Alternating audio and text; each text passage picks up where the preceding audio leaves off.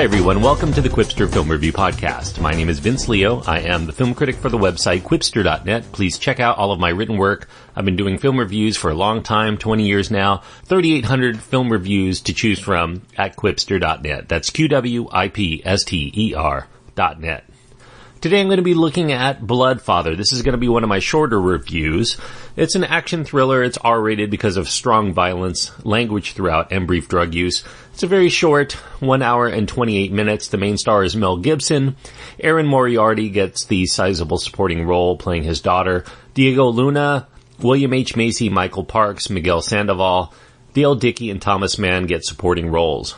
The director is Jean-Francois Richet, and the screenplay is by Peter Craig and Andrea Burlov, and it's based on a novel by Peter Craig.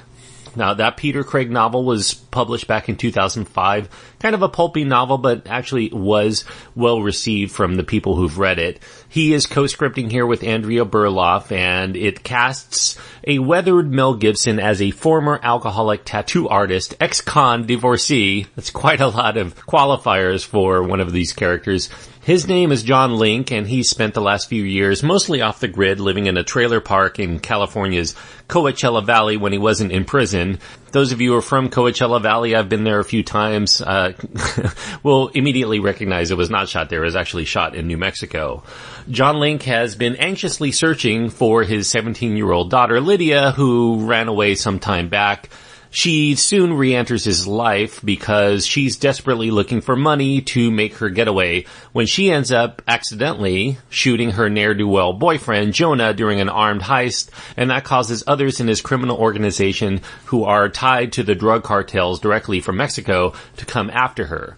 Fatherly instincts and a resurgence of dormant survival skills picked up from his days as a not-so-nice guy kick in when the bad guys end up coming around. Pretty simple premise, very predictable in its way, but hey, what are you going to get from a basically straight-to-VOD release? It is in a small selection of theaters right now, but mostly you can get it from iTunes and Amazon and Google Play and other places where you can get your video-on-demand releases. This one's directed by Jean-Francois Richet. This is his first English-language film since he made Assault on Precinct 13, that remake from 2005.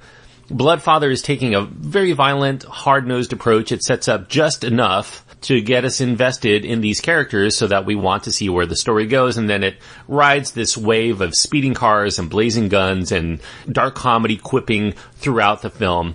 The main appeal of this movie comes from the committed performance from Mel Gibson himself. You know, he may have publicly disgraced himself from being able to star in mainstream Hollywood roles in the eyes of many, but his refreshingly loose but alternately intense turn when he wants to get some rage going has Bloodfather as a keen reminder that Mel Gibson definitely has the acting chops and that screen presence to still play a compelling leading man.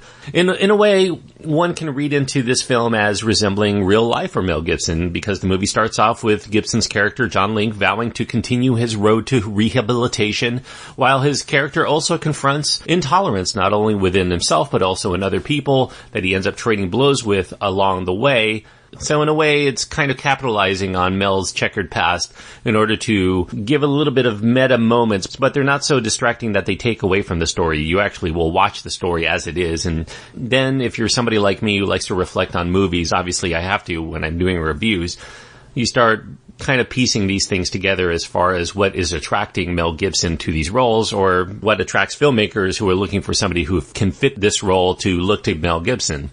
The other performances in the film, they're kind of a mood issue because Mel Gibson is the main star, but I do think that these thespians, as they are cast here, do have a good rapport with Gibson, and that elevates the quirk that's ingrained in this cleverly punchy screenplay to make it pretty entertaining whenever Mel is actually talking one-on-one with somebody else, whether it's William H. Macy or Erin Moriarty or Michael Parks.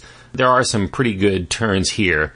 Bloodfather may not be much more than a B-movie genre flick without really much reach beyond fans of action-fueled road thrillers, but those that do make those kinds of movies a regular part of their movie-watching experience will likely find that Bloodfather is entertaining for its 88-minute runtime. It's not going to go down as Gibson's best film by a long shot, but it is better than what he's been doing the last few years, and I would also recommend this over other aging star revenge thrillers like Sean Penn and the Gunman or any of the Liam Neeson thrillers, the Taken series, as it were. But if you enjoy those kinds of movies, I would say definitely give Bloodfather a look because I feel it's better than most of those. I'm going to give Bloodfather 3 stars out of 4. 3 stars on my scale means that I do think that this is a worthwhile film for people who like this genre of movies. If you like action thrillers, if you like revenge thrillers, kind of grindhousey type fare, I think that this will definitely be up your alley. If that's not your kind of thing, you're probably okay to miss this one. It's not really must-see material by any means, but thank you everyone for listening. I do hope that you enjoyed this review. Click the subscribe button if you haven't done so already. And also, if you want to write to me, you can check out my website. Go to quipster.net and let me know what you think of this movie or any other movie that you've heard on my podcast or things that you think I should check out. Quipster.net is where to go. QWIPSTER.net.